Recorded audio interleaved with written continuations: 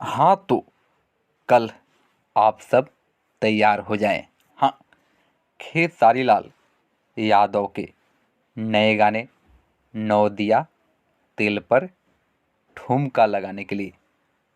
वहीं इस गाने में आप सभी के साथ नज़र आने वाली है खेसारी लाल यादव की नई एक्ट्रेस सौम्या पांडे।